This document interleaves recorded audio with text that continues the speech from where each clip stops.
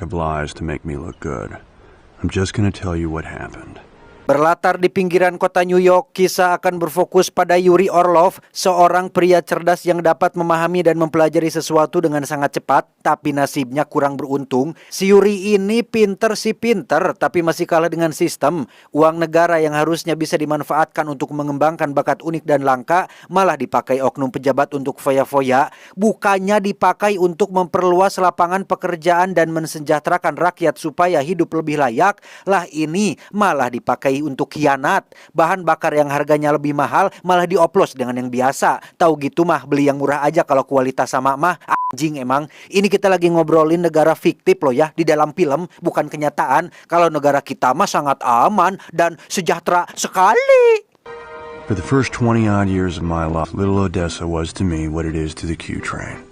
Kebetulan saat ini Yuri baru saja dipecat dari pekerjaannya dan mau tidak mau harus mencari uang dengan ikut bekerja di restoran milik ibu kandung dan ayah tirinya, di mana Yuri juga memiliki adik angkat bernama Vitali yang kebetulan menjadi koki di restoran ini. You go to temple more than the rabbi.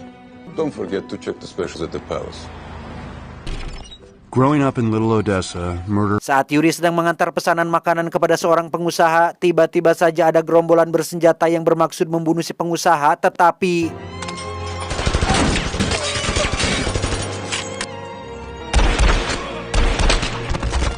Dari insiden penembakan yang seumur-umur baru Yuri alami itu, ia pun jadi sadar bahwa kebutuhan dasar manusia bukan hanya tentang makan saja, tetapi ada hal lain yang lebih sering terjadi, yaitu kekerasan. Sehingga dari situ Yuri pun mulai bisnis jual beli senjata ilegal dengan memanfaatkan salah satu kenalan ayah tirinya yang biasa menjual senjata dari luar. My contact at synagogue landed me my first Israeli-made Uzi submachine. Senjata pertama yang Yuri jual adalah jenis senjata Uzi yang mungkin sudah tidak asing di telinga para player FF dan PUBG, di mana transaksi pertama Yuri cukup menguras energi karena sang pembeli sempat menodongkan pistol ke bebenguk Yuri yang hal itu cukup membuat jantungnya berdetak kencang serasa kayak mau mati. For smuggling contraband and a video camera was his bazooka. Yuri tak sengaja menemukan satu peluru yang tergeletak di atas kasur dan menjadikannya sebagai gantungan kalung. Dengan profit awal yang cukup menjanjikan, Yuri ingin memperbesar jaringan bisnisnya supaya bisa lebih cuan. Yang karena tak bisa melakukannya sendiri, Yuri pun mengajak Vitali untuk menjadi partner dalam bisnis barunya ini. Stinks in here. I made the first sale. I need a partner. Vitali sempat menolak tawaran itu setelah mengetahui jika bisnis yang sedang digeluti oleh kakak angkatnya adalah ilegal dan bermain di pasar gelap. Namun karena tidak ingin mengecewakan Yuri yang sudah dianggap sebagai saudara kandung sendiri, Vitali pun menerima ajakan tersebut.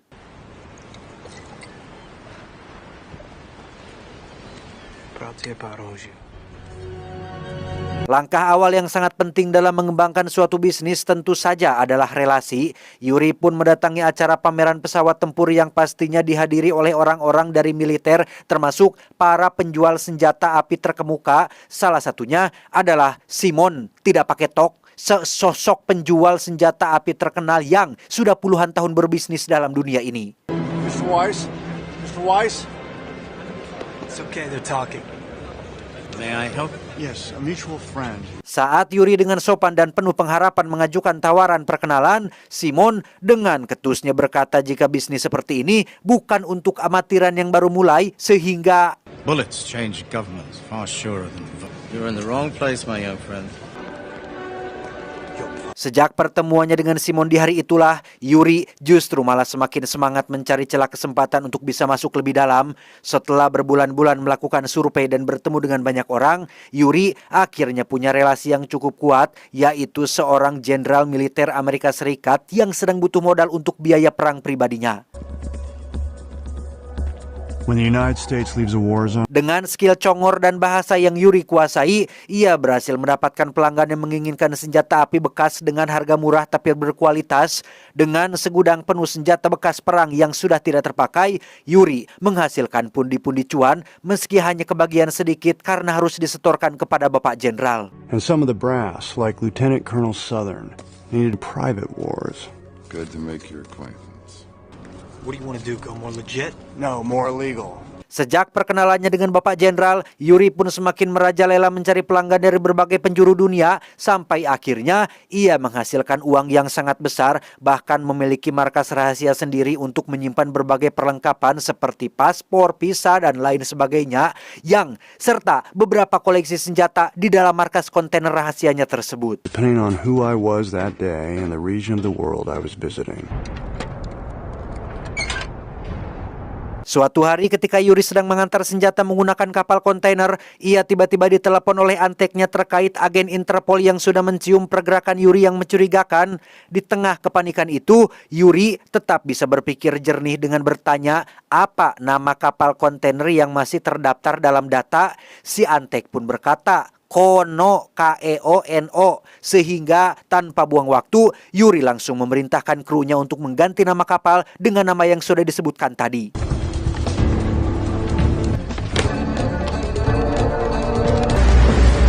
Kono, K-O-N-O. Dan inilah Jack Palantine, agen Interpol yang dikenal jujur dan anti suap. Itulah sebabnya kenapa Yuri sangat kerepotan akan kedatangan aparat yang satu ini. Setelah memastikan nama Kono sesuai dengan database yang ada di kantor pusat, Jack pun langsung menghentikan kegiatan rajianya dan sempat membuka satu kontainer berisi penuh dengan kentang yang padahal isinya adalah senjata api yang sedang mereka cari.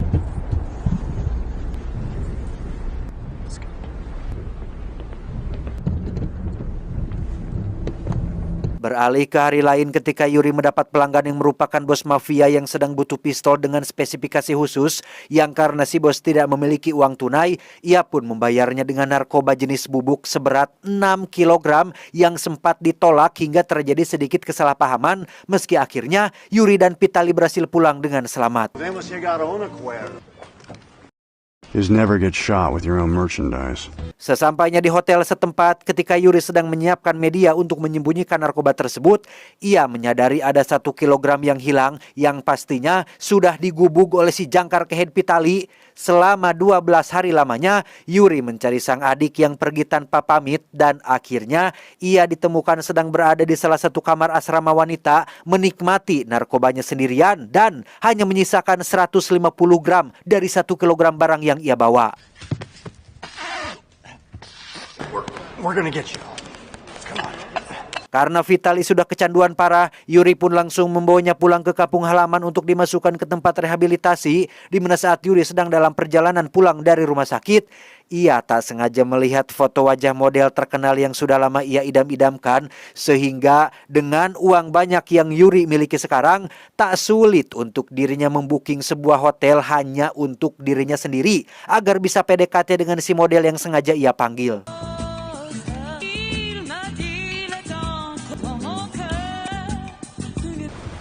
Eva Fontaine. Yuri Orlov. Tak hanya itu saja, Yuri bahkan menyewa sebuah pesawat jet rentalan lengkap dengan nama belakangnya Orlov, sehingga si model yang memiliki nama Eva pun semakin jatuh cinta hingga mereka berdua resmi berumah tangga.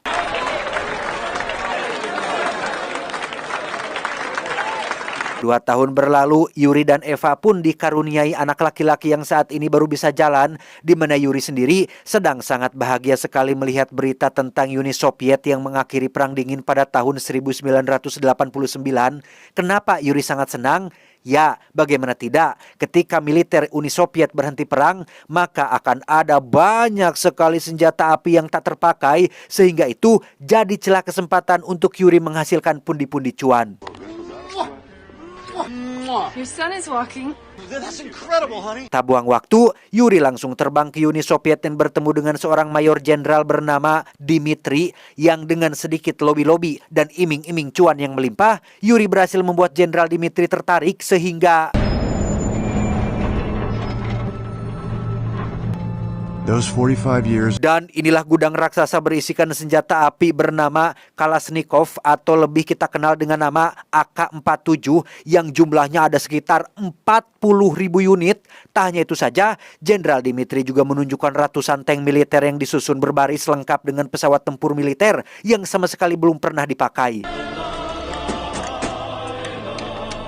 Built for a war with America that never happened. to fire a shot in anger. Saat Yuri sedang menghubungi para pembeli yang berasal dari berbagai negeri, muncullah seseorang yang tidak diduga-duga kemunculannya, yakni Simon, sang pebisnis yang dulu sempat menghina dan merendahkan Yuri di acara pameran. Mengetahui Yuri sudah lebih dulu membuat kesepakatan dengan Jenderal Dimitri, membuat Simon ingin menawarkan kerjasama agar bisa ikut jualan juga. Namun tampaknya Yuri masih kesal atas kejadian waktu itu dan menolak mentah-mentah tawaran si Simon tersebut. I'm just not good enough for you now.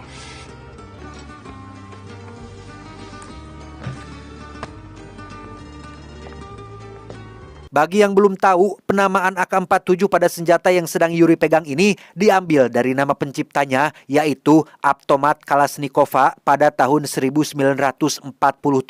Senjata ini adalah senapan ringan paling populer di dunia, desain elegan dengan lapisan baja dan kayu, tidak mudah rusak, kokoh, bertekanan tinggi, sehingga Yuri sudah bisa melihat berapa banyak uang yang akan ia dapatkan dari semua ini. Child can use it, and they do. The Soviets put to the end of the Cold War the Kalashnikov. After that comes vodka, caviar. Beberapa bulan setelah penjualan AK-47 lancar, Yuri pun mulai menjual barang-barang besar seperti tank, helikopter, pesawat tempur. Namun, terjadi masalah ketika si agen Interpol Jack Palantine kembali ikut campur yang membuat Yuri harus putar otak dengan menyuruh seorang pemuda untuk melucuti persenjataan dan amunisi pada pesawat tempur tersebut.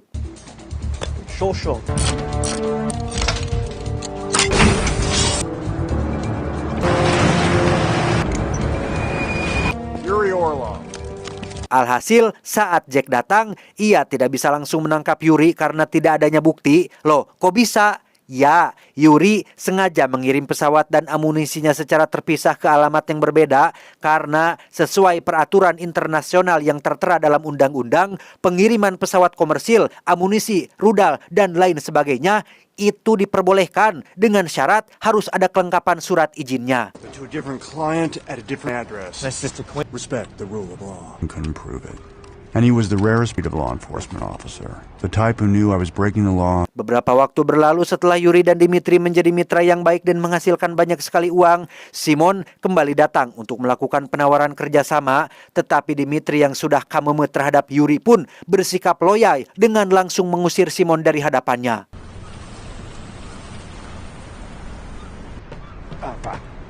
What was he doing here? He's hoping to beat you up. Sebagai hadiah persahabatan, Yuri pun memberikan hadiah berupa mobil mahal kepada Dimitri yang tepat saat beliau akan mengendarainya, tiba-tiba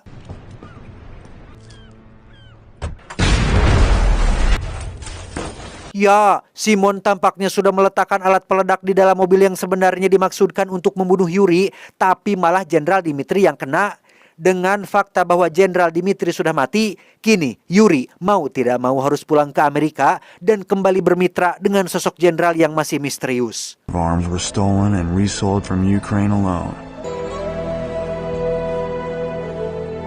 3 bulan berlalu, kini Yuri mengincar pasar Afrika yang pada saat itu sering sekali terjadi atau terlibat perang saudara, di mana Yuri dihampiri oleh seorang pemuda ugal-ugalan bernama Junior.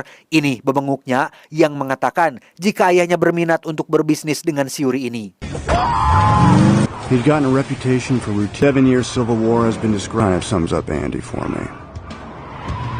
Dan inilah ayah Junior, Bapak Presiden Afrika bernama Presiden Andi yang dikenal kejam dan tak berperi kemanusiaan, di mana saat Presiden Andi sedang mencoba pistolnya, salah satu anak buahnya malah sibuk menggoda perempuan sehingga... On the other hand, if you are looking for additional gun, there is no substitute.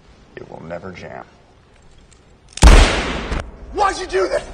What did you say? Dikira teriak karena kaget dengan pembunuhan barusan, Yuri ternyata teriak hanya karena pistol jualannya sudah dipakai menembak 1 kali, yang berarti Presiden mau tidak mau harus membelinya karena sudah kepalang dipakai. Melihat sosok Yuri yang sangat profesional tanpa memperdulikan kemanusiaan, membuat Presiden Andi menjadi suka dan langsung menyetujui tawaran kerjasama bisnis ini. You know, I think you and I. Setelah mengobrol panjang lebar, Presiden Andi pun jujur tentang kondisi ekonomi negaranya yang tidak sekaya negara lain. Ia dengan terang-terangan mengaku tidak bisa membayar dengan uang tunai, tetapi Afrika punya sesuatu yang jauh lebih bernilai, yaitu sebuah batu bukan batu sembarangan, batu berlian yang pada kala itu dijuluki sebagai blood diamond atau berlian berdarah, saking langka dan mahalnya batu itu di pasaran. Conflict diamonds are a common currency in West Africa, also referred to as blood diamonds, since bloodshed. Dalam waktu singkat, Yuri pun pulang ke Amerika dengan nominal kekayaan yang tidak bisa diperkirakan dan tidak bisa dihitung lagi lah. Namun demi meminimalisir kecurigaan, gaya hidup Yuri tidak terlalu mencolok. Ia hanya membeli beberapa lukisan bersejarah dengan nilai fantastis seharga ratusan miliar rupiah kalau dirupiahin mah, hanya demi untuk menyenangkan Eva istrinya. That was the dealer on the phone. I just sold my first. That's fantastic! Well, who bought it? It's someone important. Tak lama muncullah Vitali si adik yang sekarang hidupnya gimana ya, agak kacau lah setelah lepas dari kecanduan narkoba teh. Bahkan untuk keluar dan jajan bareng pacar, Vitali masih suka minta uang kepada kakak tersayangnya ini.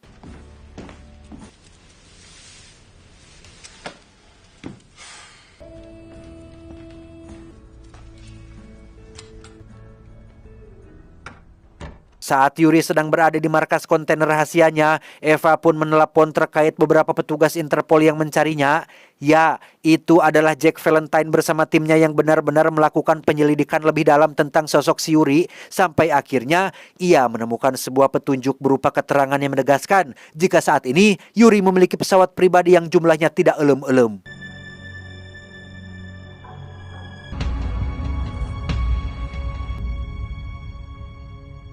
Ya, Yuri tidak hanya punya 1, 2, atau 3 pesawat pribadi, melainkan seluruh armada untuk ia diperjualbelikan dan kadang-kadang dipakai sendiri. Sesuai judul film ini, yaitu Lord War alias Perang Dewa, Yuri adalah sosok War of Road-nya atau alias Dewa Perangnya. Karena secara teknis, Yuri memiliki peran penting dalam terjadinya perang di masa itu. Charlie Echo India.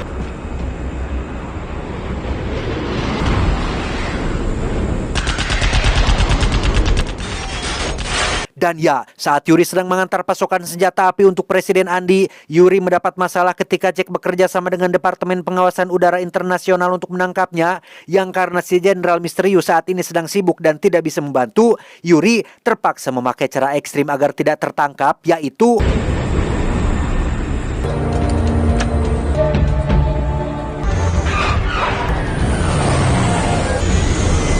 tak lama setelah pesawat mendarat darurat di wilayah perkampungan Afrika, kedua pilot pun kabur karena tak ingin berurusan dengan kepolisian internasional, di mana Yuri kembali memutar otak untuk menghilangkan semua barang bukti yang ada di dalam pesawat dengan cara menawari warga lokal yang ada di sekitar untuk mengambil semua senjata api tersebut secara gratis. Happy times, come on, help yourselves. Here, having fun now, huh? Happy to shoot a gun. Alhasil, ketika Jack datang, tak ada barang bukti yang ditemukan, sehingga Yuri lagi-lagi bisa bebas dari tangkapan. Setelah berkali-kali gagal menangkap Yuri, Jack pun mulai sadar jika dirinya tidak punya kuasa untuk bisa menghentikan kejahatan seseorang. Namun, ada satu peringatan yang Jack ucapkan untuk jadi bahan renungan Yuri, yaitu sepandai-pandainya tupai melompat, pasti akan jatuh juga. Sepandai-pandainya manusia ngawadul, pasti suatu saat akan ketuan juga. Itu hanya masalah waktu, bro.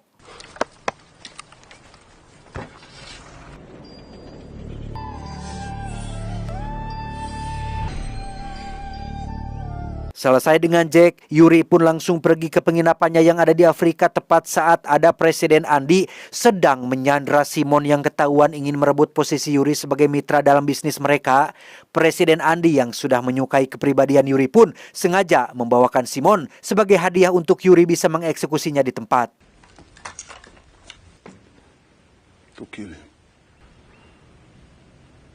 Meskipun Simon orangnya julid dan sudah tega membunuh Jenderal Dimitri, Yuri tetap tidak kuasa jika harus membunuhnya dengan tangan sendiri, sehingga Presiden Andi pun ikut memegangi pistolnya agar Yuri tidak terlalu merasa bersalah.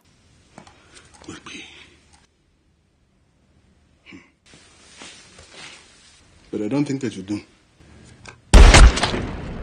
Meskipun Yuri penjual senjata, bukan berarti ia malaikat pencabut nyawa, karena ini adalah pembunuhan pertama kali dalam hidupnya. Yuri yang penuh penyesalan pun minum sampai babuk dan mengalami tekanan psikologis yang cukup mengganggu pikirannya. Doing a lot of cocaine in West Africa. Us the white man.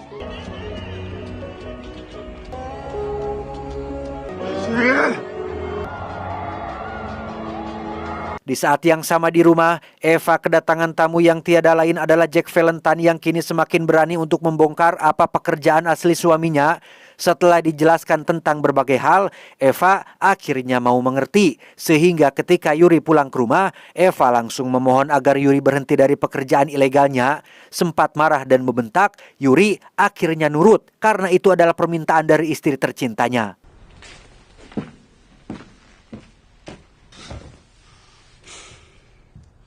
Selama 6 bulan lamanya, Yuri pun beralih dari bisnis senjata ke bisnis jual beli kayu dalam skala besar. Hal itu ia lakukan demi janjinya kepada sang istri tercinta, sehingga Jack dan tim pun menghentikan penyelidikan setelah tidak ada satupun petunjuk yang ditemukan.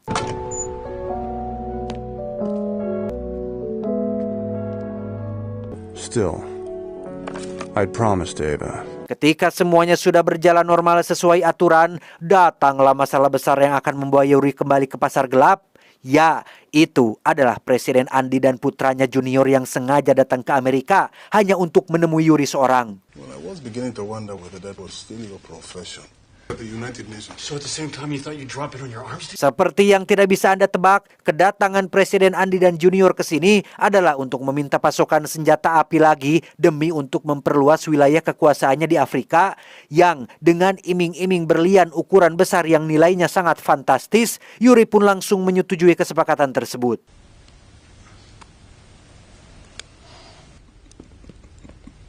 Tak lama setelah presiden dan putranya pergi, Yuri langsung pergi ke markas kontainernya untuk mempersiapkan semua keperluan tanpa sadar jika Eva istrinya mengikuti dari belakang demi memastikan suaminya tidak kembali lagi ke jalan yang salah.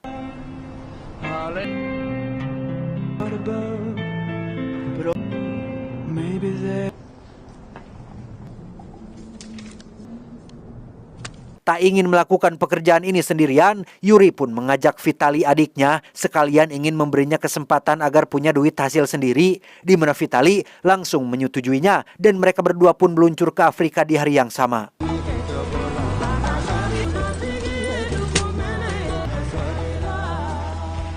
Tiba di Bandara Afrika, Presiden Andy pun baru memberitahu bahwa pasokan senjata kali ini bukan untuk dirinya, melainkan untuk sahabatnya yang ada di wilayah barat, di mana Junior diutus untuk menjadi pendamping yang akan menemani mereka berdua sampai di tempat tujuan. Federation of War Suppressors in the last... Tiba di lokasi dengan membawa 2 buah truk berisi ratusan AK-47, Yuri pun langsung melakukan transaksi dengan ketua di sana, di mana Vitali harus menyaksikan momen mengerikan ketika wanita dan anak-anak dihabisi dengan keji oleh pasukan dari kelompok ini.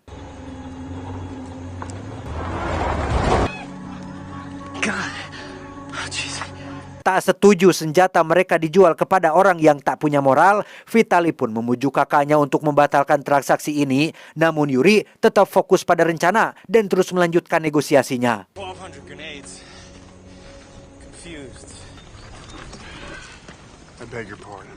Dan sungguh, betapa keras kepalanya Vitali saat ia membongkar satu peti granat untuk dihancurkan, di mana aksi itu tak sengaja diketahui oleh Junior yang berada di belakang sehingga... Step away. Ya, saat Junior mati dihantam linggis, Vitali pun melemparkan granat ke dalam salah satu truk. Alih-alih melarikan diri dari sana, si ketua dan pasukan pun langsung melepaskan tembakan dan inilah yang terjadi.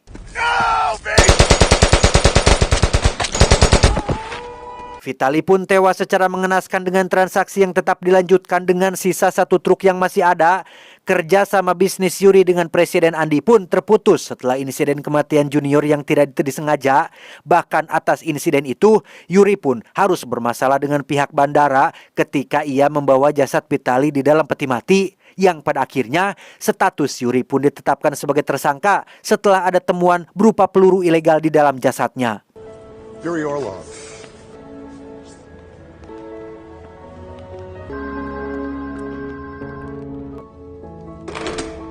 Setelah sekian lama, Jack Valentine akhirnya berhasil menangkap Yuri secara sempurna. Semua bukti sudah jelas dan tidak ada bantahan.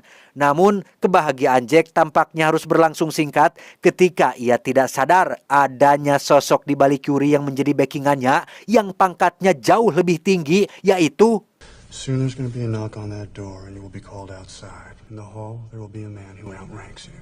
First, he'll compliment you. Ya, itu adalah sosok Jenderal Amerika Serikat yang menjadi backingan Yuri selama ini. Sehingga dengan semua effort yang sudah Jack berikan untuk negara, ia berhak mendapat ucapan terima kasih langsung dari Bapak Jenderal berikut kenaikan jabatan. Tetapi Yuri harus tetap dibebaskan karena ia adalah aset negara yang paling diandalkan dan paling menghasilkan cuan dibandingkan yang lain.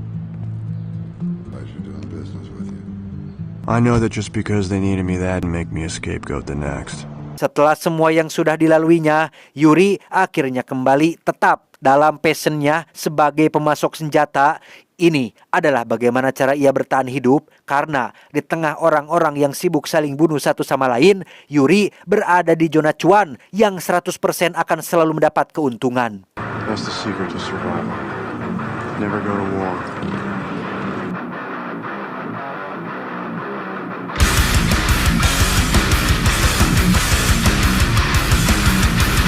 Tamat, ending yang cukup membagongkan.